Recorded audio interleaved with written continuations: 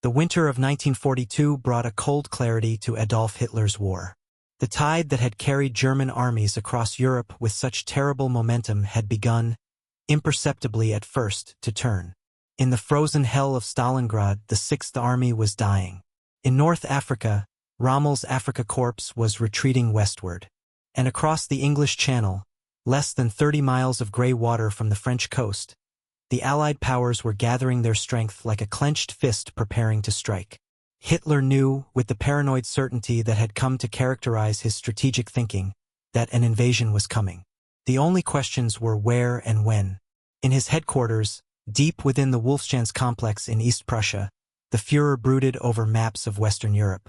His fingers traced the coastline from Norway to Spain, 2,000 miles of vulnerable shore. The English Channel, that ancient moat that had protected Britain from continental conquest for a millennium, now worked in reverse. It was the Allies' bridge to Europe, and somewhere along that vast expanse of beaches, cliffs, and harbors, they would attempt their crossing. Hitler's response to the strategic nightmare would become one of history's most ambitious engineering projects. The Atlantic Wall, a fortress line meant to render the entire western coast of Nazi-occupied Europe impregnable. The concept was audacious, perhaps impossibly so. To fortify 2,000 miles of coastline would require millions of tons of concrete, hundreds of thousands of workers, and a level of coordination that Germany's war-strained economy could scarcely provide. Yet Hitler's directive was absolute. In December 1941, he had issued Führer Directive 40, declaring that the coasts under German control must be transformed into a continuous barrier of steel and concrete.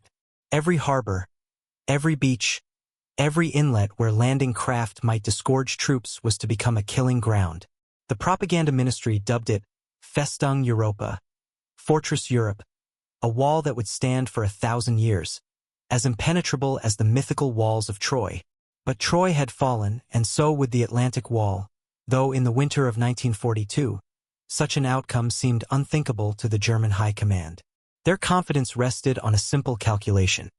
An amphibious invasion was the most difficult military operation imaginable, requiring the coordination of naval, air, and ground forces under conditions of extreme vulnerability.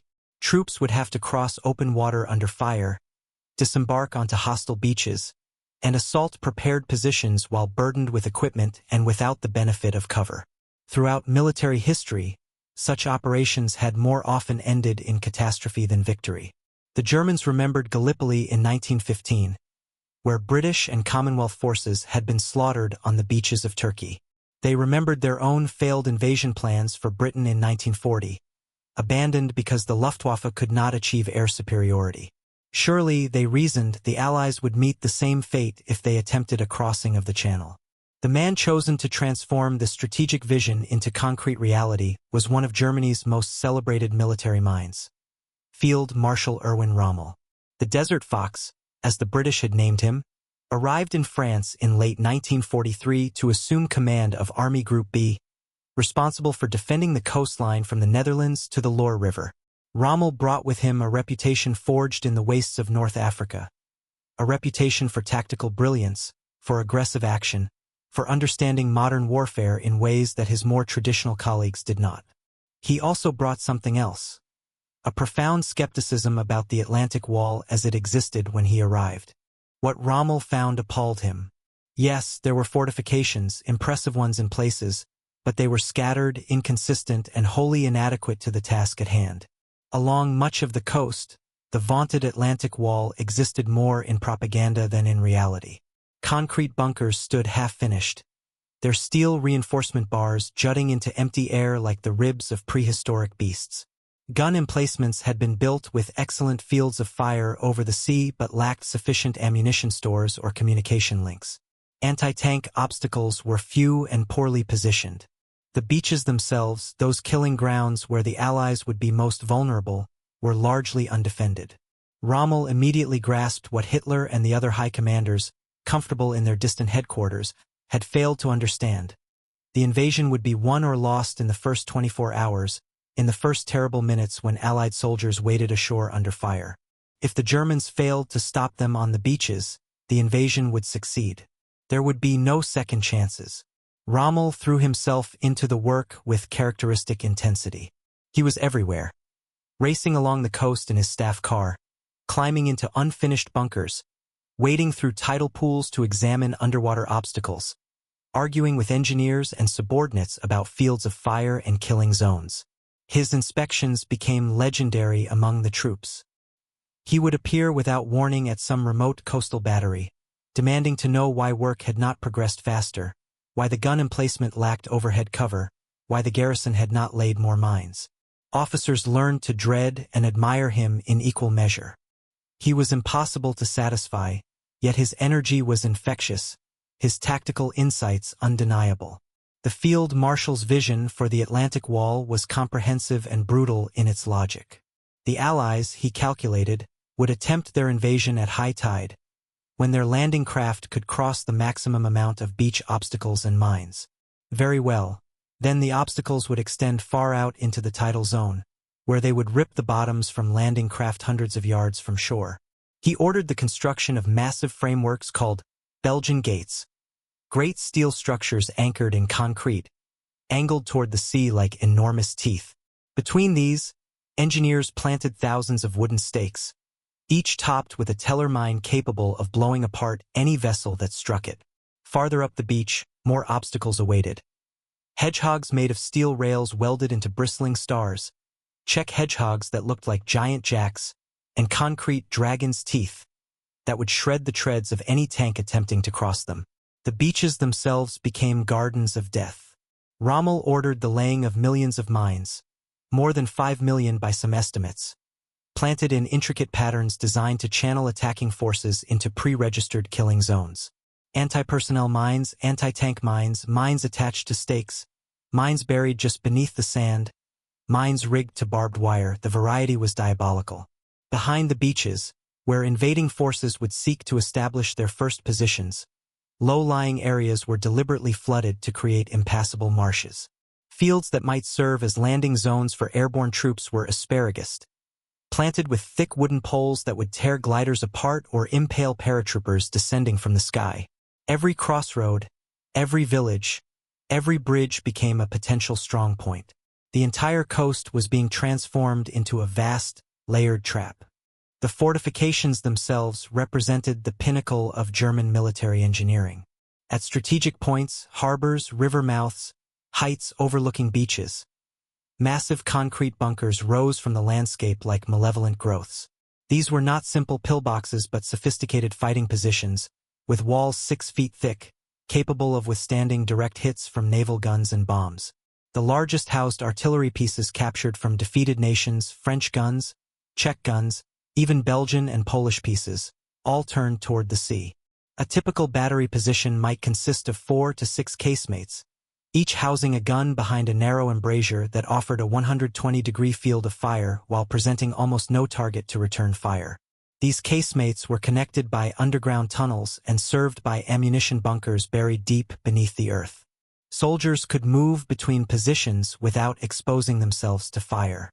Command posts, equipped with the finest German optical equipment, provided overlapping observation of the entire killing ground. The construction of these fortifications was itself an epic of wartime industry, though one accomplished at a terrible human cost. Germany's economy, stretched to breaking by the demands of fighting on multiple fronts, could not spare the workers needed for such an enormous project. The solution was as predictable as it was brutal: forced labor. Tens of thousands of workers, drawn from occupied territories and concentration camps, were pressed into service. They worked 12-hour shifts in all weather, mixing concrete, hauling steel reinforcement bars, excavating foundations in the rocky coastal soil. The work was backbreaking and dangerous. Accidents were common.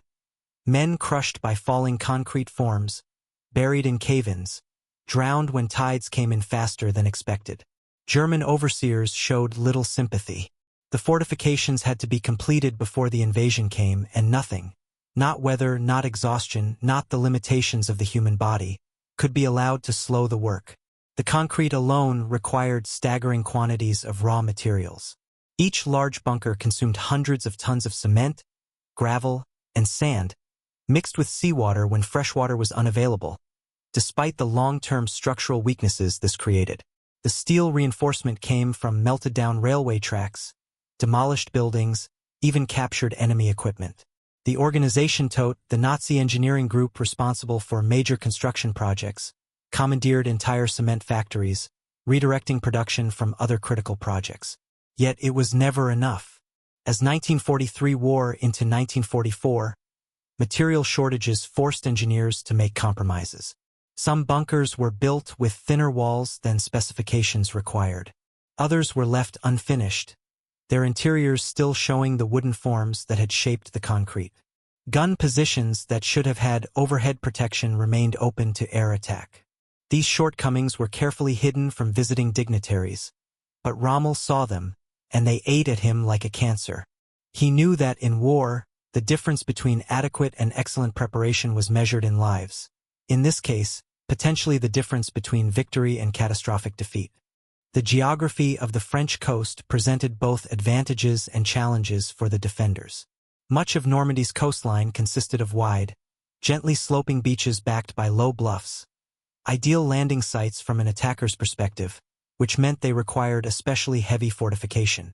At Omaha Beach, where the bluffs rose more steeply and offered defenders commanding positions, Rommel's engineers created overlapping fields of fire that covered every square meter of sand. Machine gun nests were positioned in draws and gullies, their weapons sighted to fire parallel to the beach, enfilading any troops attempting to advance.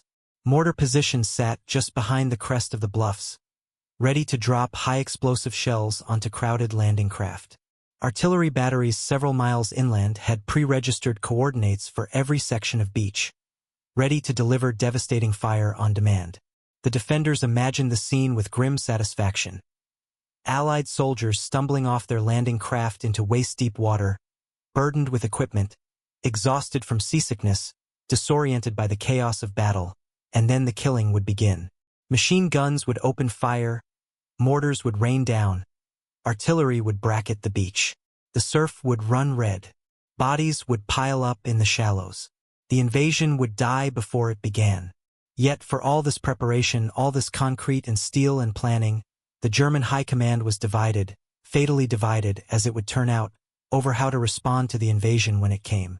The disagreement centered on the question of reserves, where to position the panzer divisions that would counterattack the Allied beachhead.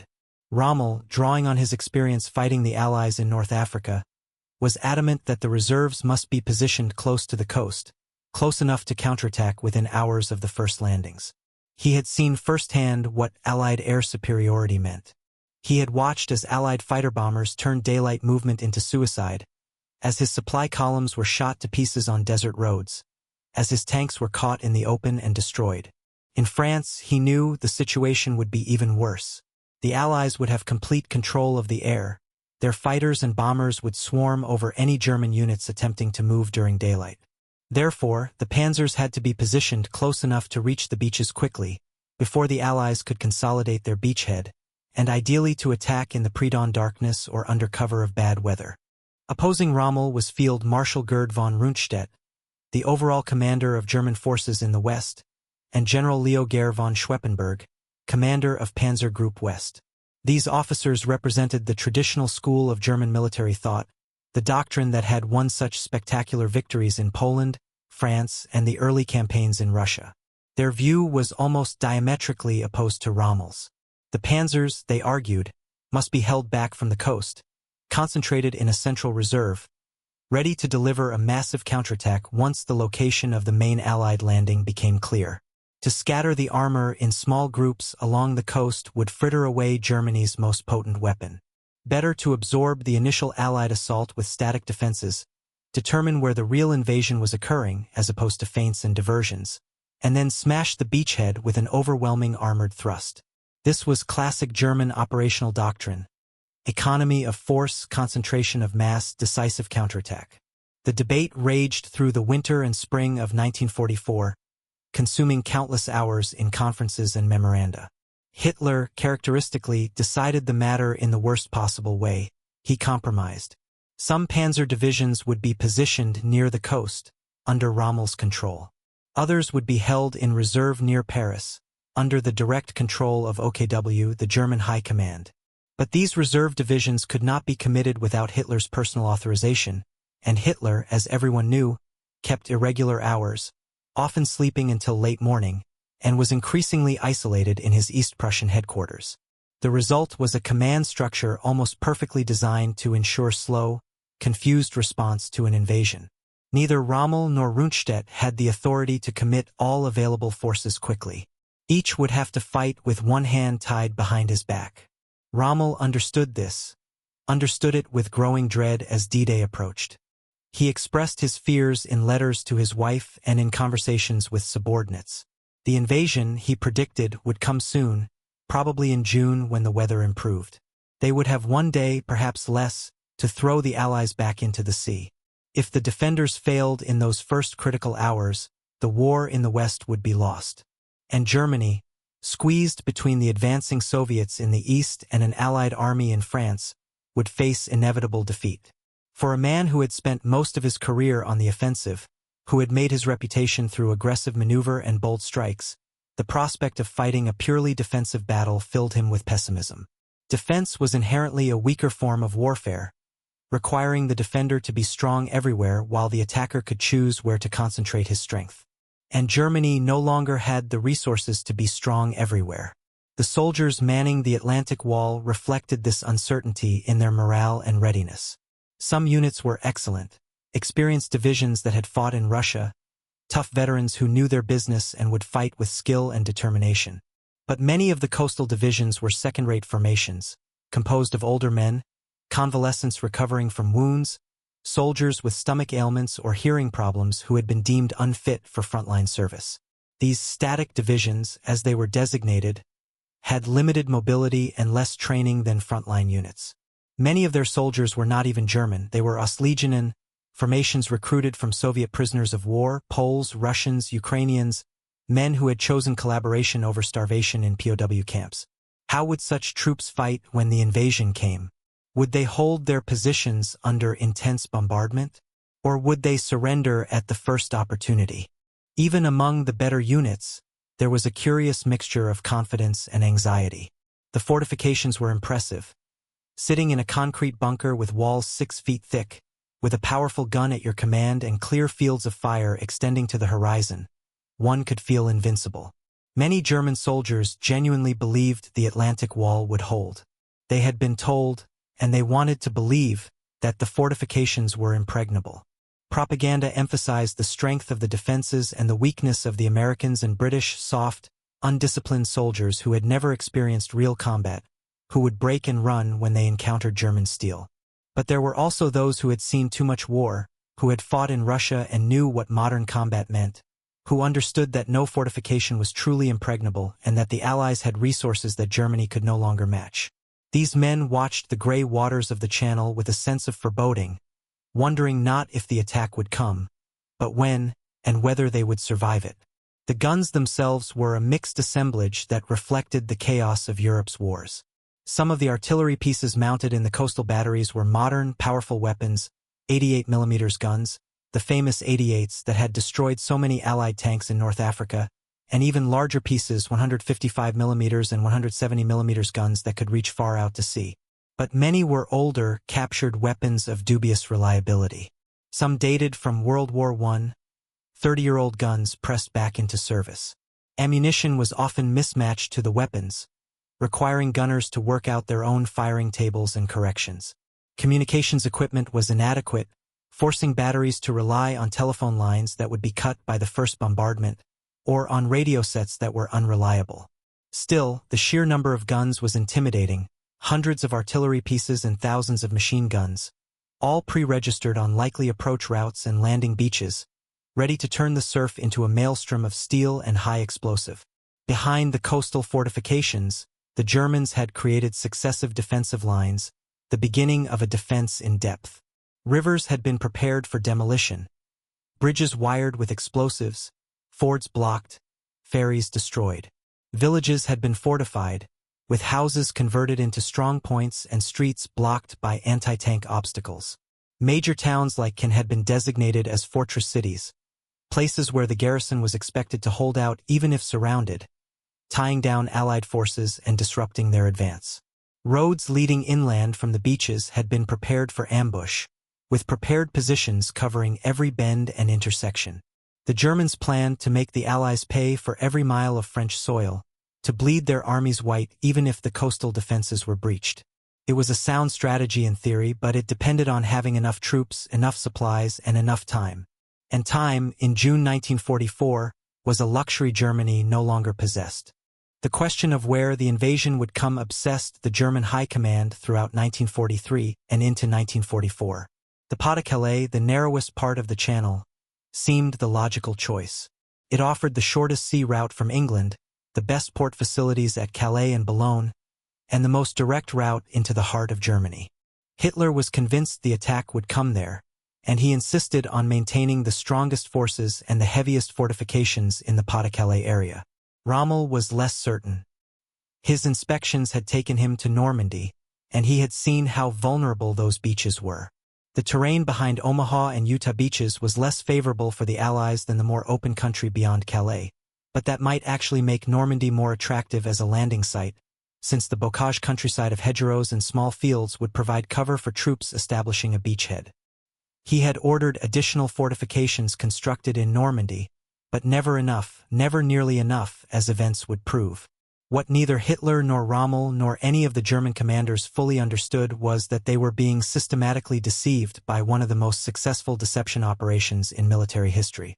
Operation Fortitude, as it was codenamed, was designed to convince the Germans that the invasion would come at Calais, and it worked brilliantly.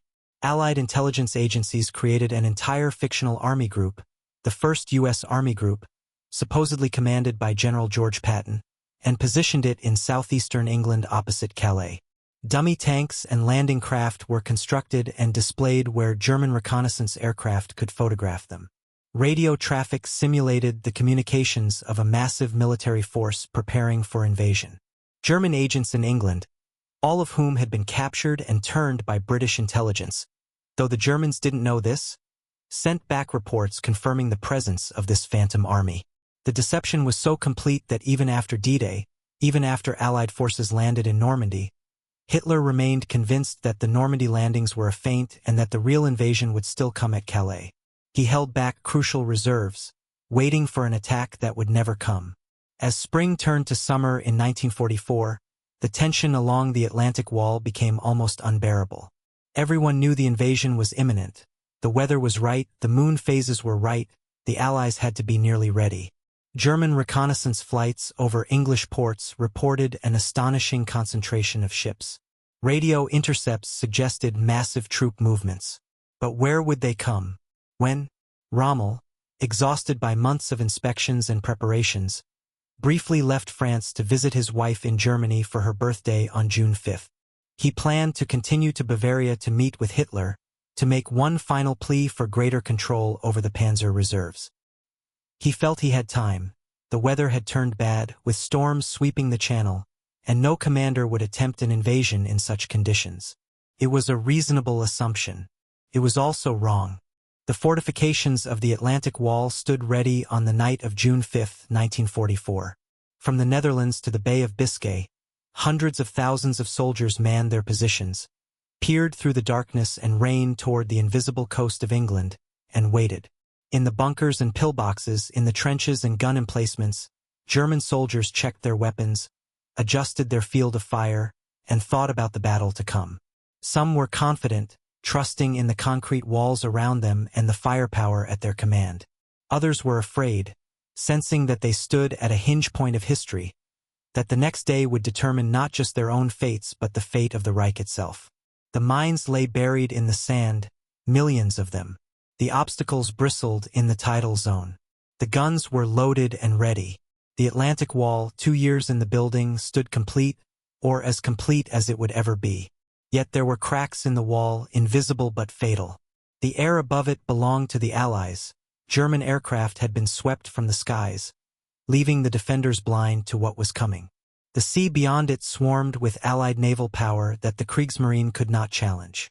And behind it, in the hedgerows and fields of Normandy, the German units that would have to counterattack any invasion were scattered, understrength, and critically short of fuel and ammunition. Most fatal of all was the command paralysis that would grip the German response.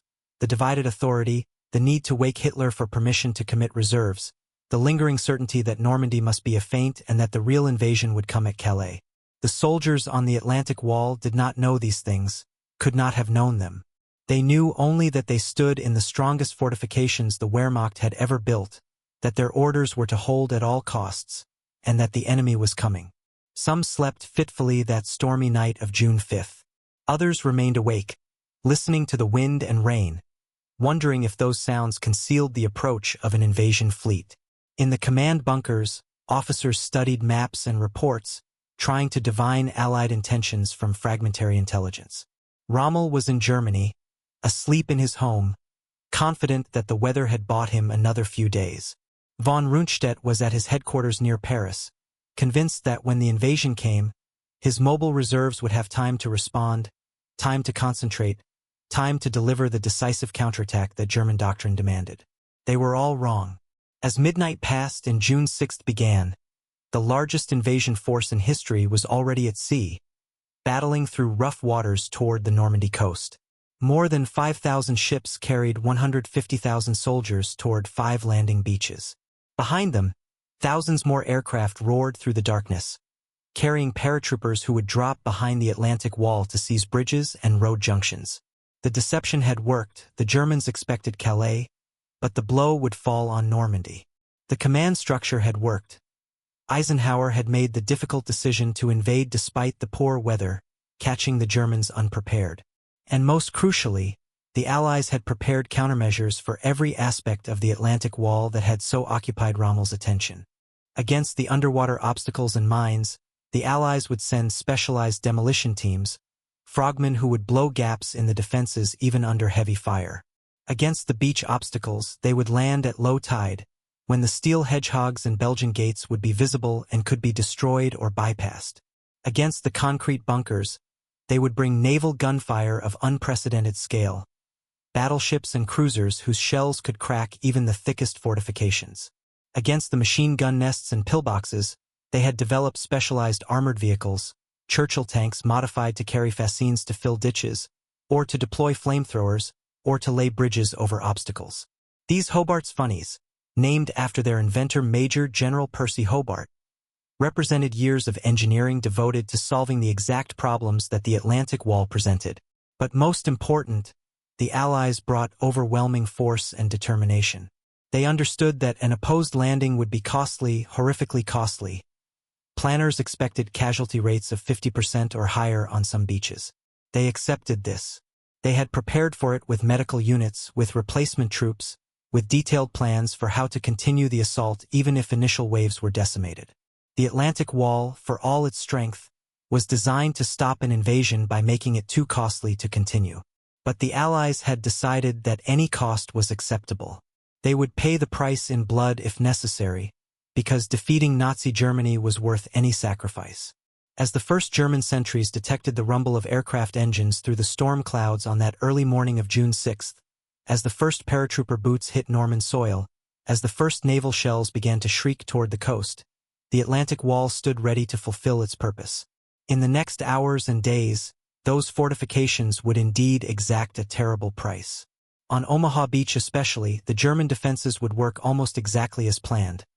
American soldiers would die in their hundreds, pinned down by withering fire, unable to advance off the beach for hours. The concrete bunkers would prove as resilient as promised, surviving direct hits and continuing to pour fire into the landing zones.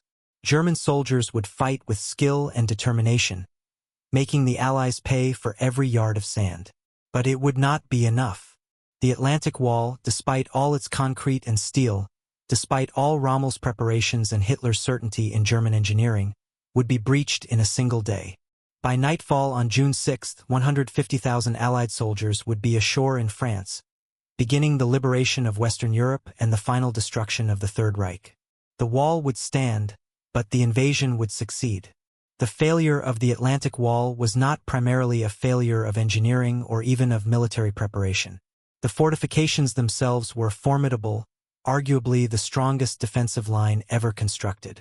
Rather, it was a failure of strategic vision, a failure to understand that in modern warfare, Static defenses could not compensate for weakness in the air, for divided command, for insufficient mobile reserves, and above all, for fighting an enemy who possessed greater resources and was willing to expend them.